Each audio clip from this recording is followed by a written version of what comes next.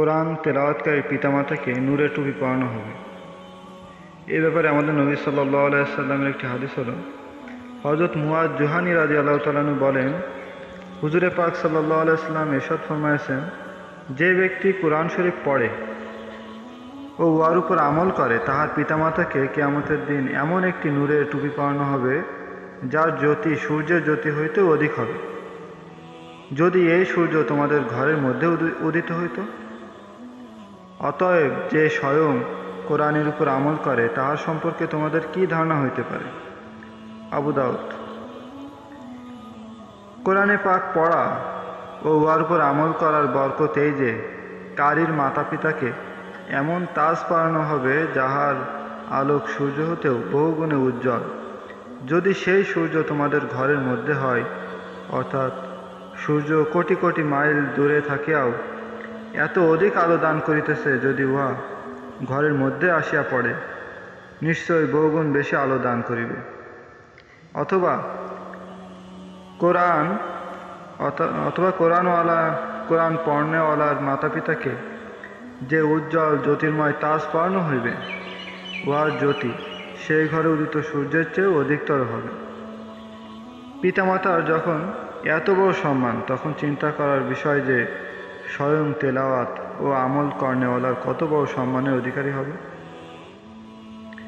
পিতামাতার উক্ত মর্যাদা এই জন্য যে তারাই সন্তানের জন্ম ও শিক্ষার একমাত্র কারণ।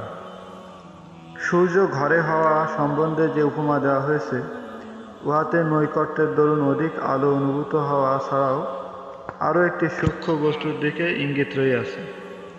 উহা এই যে কোনো বস্তু নিকটে থাকিলে তাহার সহিত ভালোবাসা জন্মে। সূর্য যখন দূর হইতে নিকটে আসবে, তাহার সহিত ভালোবাসা হইয়া সে আপনজনে পরিণত হবে। এখানে আরও একটি ইঙ্গিত এই যে সূর্যের দ্বারা যদিও সকলেই উপকৃত হয়, কিন্তু উহা যদি কাকেও বকশিস করিয়া দেওয়া হয়, তবে তাহার জন্য উহা কতই না গৌরবের বস্তু হবে। হাদিস শরীফে আরও বর্ণিত আছে, যে ব্যক্তি কোরআন শরীফ পড়ে ও তদ অনুযায়ী আমল করে তাহাকে নূরের তৈয়ারি একটি তাজ পরাইয়া দেওয়া হইবে, এবং তাহার মাতা পিতাকেও নূরের তৈরি 2টি জোড়া পরাইয়া দেওয়া হইবে।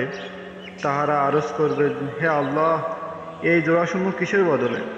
তখন ইরশাদ হবে, তোমাদের ছেলে মেয়ে কোরআন পড়ার বিনিময়ে। হযরত আনাস রাদিয়াল্লাহু তাআলা আনহু হইতে বর্ণিত আছে, নবী করিম সাল্লাল্লাহু আলাইহি ওয়াসাল্লাম বলেন, কেউ যদি আপন ছেলেকে কোরআন শরীফ নজরানা পড়ায়, তার অগ্র পশ্চাতের সমস্ত পাপ মাফ হয়ে যায়। আর যে হেফজ করাইবে তাহাকে কিয়ামতের দিন চতুর্দশীর পূর্ণ চন্দ্রের সমতুল্য করিয়া উঠানো হইবে, এবং তাহার ছেলেকে বলা হবে, পড়িতে থাকো। ছেলে যখন একটি আয়াত পড়িবে, পিতার একটি দরজা বুলন্দ হইতে থাকবে। এইভাবে সে সমস্ত কোরআন শরীফ পূর্ণ করিবে।